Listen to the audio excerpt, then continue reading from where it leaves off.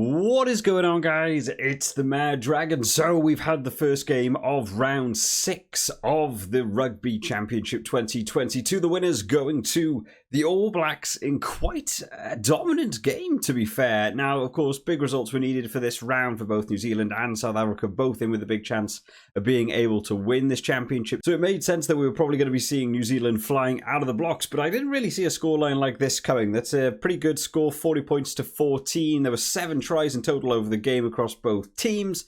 2 yellow cards. There's an awful lot to talk about in this game. So, of course, we're going to go through it, go over some of the highlights, some of the scores, talk about some thoughts on the game, both in the first half and the second half. And as always, I do recommend you guys drop down your thoughts on the game down in the comment section, because I always enjoy having a read through them. Starting off with the first half then. Now, this was a nice early game for me over here in the UK, so apologies for any bags under the eyes. Nice little 8 a.m. start on a Saturday, but if there's a game that you want to wake up for, it's a game sort of like this. So starting off, a big call straight from the off. 2 minutes into the game, yellow card coming in for Jed Holloway for dropping Papali'i on his head. And I actually think he got a bit lucky with this one, in all honesty. It seemed to be the initial attack came in from the number 8. He was more that receiving guy that's the second guy in, ends up being the one to tip him over. Papali'i drops, makes head collision with another Australian player on the ground and sort of twists onto his back to land. That could have been a much worse tackle. That could have been a far worse impact. Could have led to a big injury. I think maybe he was lucky there not to get a red card. Would have absolutely ruined the game, I think, having a red card that early on. But yellow card 2 minutes in definitely felt like it was going to set Australia back, and for the next 10 minutes or so it was all New Zealand, to be honest. They really took on it. There was some clever play straight afterwards from Bowden Barrett, kicking them all the way up the field, made Betty have to dive over his own try line, managed to get that 5-metre scrum. They did go for 3 really strong scrums, beating Australia at every single scrum. However, Australia did manage to actually hold out, not conceding anything through that. Did concede a couple of penalties along the way, which just led to more scrums and a follow-up line-out.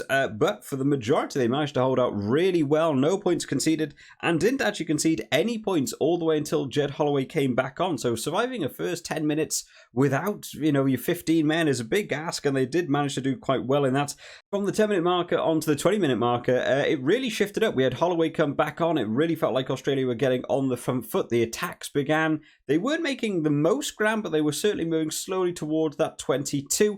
The only problem for them was just discipline and handling errors were kicking in. We saw so many penalties, so many knock-ons in this game that just sort of ended Australia's attack before it really got going, which is a real shame. So didn't manage to come away with any points, and we're into the 20th minute now. It's still 0-0. We had to wait till the 21st minute for the first points of the game. A successful penalty from Mwanga. This came from Pete Samu diving off his feet in the ruck. There were a couple on the bounce from players from this Australian team desperately trying to grab that ball as it was coming out the ruck, but doing it illegally. New Zealand doubled down just 2 minutes later. The first try of the game coming in the 23rd minute, coming in from Will Jordan. He's been quiet for the whole tournament. Got a try last week, got a try this week, and probably touched the ball in this game more than he has done for the entire tournament combined. Really nice to see him actually having some room to work with this one. Not really from anything, to be honest. We're sort of in the middle of the park trying to make a bit of ground. Saw a bit of a gap open up, ran round the outside of 2 players and just ran towards the line. We know how fast Will Jordan is, and he made the most of it. So nice play from him. Got that try, and a successful conversion from Mwanga sees the race to 10 points won by New Zealand. This New Zealand point tsunami sort of carried on only a few minutes later when we got to see the second try of the game, a penalty try. This was going off the back of a New Zealand maul. They had the line out. It was a really strong driving maul. They made huge meters with it. It looked like it was definitely going to be going over the try line. Shut down illegally by Parecki. Sees it again like we saw last week. Yellow card and penalty try. It just feels not worth it. They're going to concede the try anyway. It was clearly moving forwards. You just think at that point it's probably better to just concede the try and keep the 15th man. We did sort of mention that last week in one of the match reports. So again, I would like to see teams, not just giving away these silly penalties and getting a yellow card as well. So of course that extra 7 points takes them to the 17-0 marker, and Parecki with his yellow card as well. Now, no more points to talk about in this half. That was actually the last score of the first half. We still had 13 minutes left. It looked like Australia got their own try back. Betty managing to dip down the ball in the corner. Unfortunately, had a foot in touch from the pass that got out to him. Real shame. Really looked like he thought he managed to actually get that in the corner. Australia got good in the attack towards the end of the first half. Harry Wilson, not a player I'm super familiar with, but an absolute monster in terms of just, I'm going to run through you. Absolutely really enjoyable to watch in this game. Very dangerous ball runner, but the New Zealand defence did hold up really well. There was a couple of points in this first half where New Zealand defence had to be absolutely on point, and they really managed it very, very well. And then the final 5 minutes just became a bit more chaotic. We saw some interceptions, some kicking, tennis. We saw Will Jordan have yet another break on the go. Really exciting stuff. But Millwall managing to take full grasp of that part and actually manage to score some points. But it does mean we went in at halftime with that 17-0 score.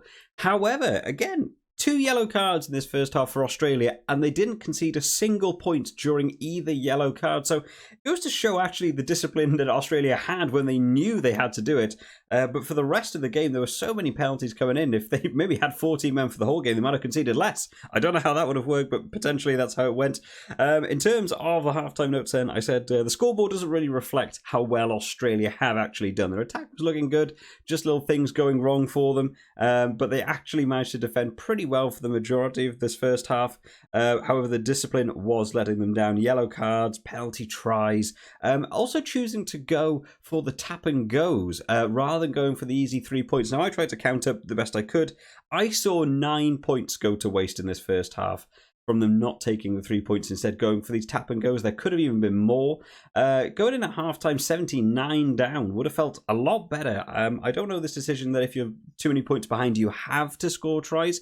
We saw Argentina do it in a couple of their games. Just keep kicking those 3 points. Keep yourselves in the game a little bit. New Zealand looking really good in attack. The backs are finally having a lot of room to work with, and the New Zealand scrum and more looking really good. New Zealand forwards for this game looking good pretty much on the whole. Some interesting stats at halftime. 50-50 possession, even though it definitely felt like New Zealand had more. Territory 40-60 going the way of Australia. Turnovers conceded was a big one. 2 turnovers conceded for New Zealand, 7 for Australia in this first half. 7 is a lot of turnovers to concede. Time in opposition 22. New Zealand 2 minutes 20. Australia 4 minutes 52. So almost, well, double the amount of time in the New Zealand 22, but just not coming away with those points, as you can see, not making the most of it. And then finally, that Australian discipline just not really working for them. 8 penalties in that first half, 2 yellow cards, and a penalty try. So that's what we really wanted to see going into the second half. That could improve. On to the second half then, where, as you can see, the scoreboard begins to go a bit bonkers. New Zealand definitely took this game by the scruff of the collar for this starting of the second half. I would say the first, maybe even 20 minutes, you could probably say, was more New Zealand's way. There were certain little bursts of Australia kicking in, but they just weren't beginning to get over that try line. The first try going in the second half going in from Whitelock, a man who we don't see score a lot of tries. I think there was some ridiculous stat, like this was his 6th try in 100 and something caps. Absolutely bonkers that he managed to get over again. The forwards just working their way through there, the maul doing really well. Eventually the pick and goes, it was Sam Whitelock who went over. We did a TMO check on this one to see if he lost control of the ball, and I thought for all accounts he had done. He somehow managed to bend and twist his arm backwards and somehow put that ball down. I don't even know how human biology allowed him to get that ball down, but hey, managed to get there. Mo'unga kicking that one over takes him to a 24-0 lead just 3 minutes into this half, and then they got a few more points going in just 3 minutes later from the boot of Mo'unga again in another penalty. New Zealand double down again, getting another try only 10 minutes later, coming in from Cody Taylor. Again, winning a penalty in the Australian scrum. There was a couple of scrums we saw go wrong for Australia in this game, hinging, especially when the subs came on. You expect substitutes to try and boost that scrum. It actually made it worse, in my opinion. Again, went to that corner, the driving maul from New Zealand looking good all day long. We see that running maul go over and Cody Taylor gets his try. Conversion was missed by Mo'unga, but at this point they're 32-0 up. It took Australia about 60 minutes to actually get anywhere. They had 57 minutes, was their first chance of the second half to try and score some points. We had to wait until the 57th minute to see Australia even have an attack in this game, unfortunately. Had the best opportunity for them going on in that 57th minute, kicking for the line out, 5-meter driving maul, shut down extremely well by Brodie Retallick, working his way through the middle, managing to shut it down. Now, a bit of against the run of play here. A try going in for Fainga'a. A bit of a deflected kick, trying to clear the ball from New Zealand, sees the ball bobble around. We pass it out to Samu, makes some room down the wing, who passes it back inside for Fainga'a to go over for that try, kicked over by Foley. So a cheeky little 7 points back, whether you call it luck or skill, whatever you want to call it, did bring them back into this game ever so slightly. 32-7 still feels like a long way to make up. Especially when only 5 minutes later, Taukeo got yet another driving maul try just to extend that lead back out. The driving maul for New Zealand working so well today. Handling errors were just not working for Australia in this game. About the 70th minute, I did make a little bit of a note. The handling errors for New Zealand were 2, Australia were 10. And it did even get worse in that last final 10 minutes, which is a bit of a shame for them. Now, something nice to see from this game is also that New Zealand were also considering about the championship overall. We did get to see in this final 10 minutes penalties coming in as well for Mwanga in that 75th minute, taking the 3 points. Even though there were many, many points ahead, it was all about thinking about that Rugby Championship. You could come down to points difference depending on the Springboks game. So taking the 3 points, even when you're quite far ahead, rather than just constantly going for tries, I think was good game management from them. I think that was well done. It did get ruined slightly by the final try of the game coming in from Jordan Pataya, taking 7 points back away from New Zealand. Australia needed to take something away from this game. To be honest, at this point, it could have been 40-0 had it not been for that lucky charge down. New Zealand defence held up really well. 9 phases of solid attack on their own try line. New Zealand held out for, but eventually they did manage to pass out to a bit of a gap, and we see Jordy Pataya smash over for the line. Reece Hodge gets the conversion, and we see that final score, 40 points to 14. Yeah, and it looks a little bit dominant on the scoreboard. There were certainly areas where Australia were playing really well, but just their discipline and the handling errors letting them down. Final notes on the game. I said very good game from New Zealand, both in attack and defence. To be honest, the Australian discipline was letting them down. And then a bit of a scrappy final 10 minutes. The breakdown area got a little bit all over the place. There were a lot of penalties in the second half, which was a bit of a shame. Did make that final 10 minutes a bit stop-start. We didn't really have the free-flowing rugby. It was a nice improvement, though, from last week, where, of course, they did mention there was only 17 minutes of rugby played in that first half last week. This week, we actually got to see some nice running rugby. Final stats.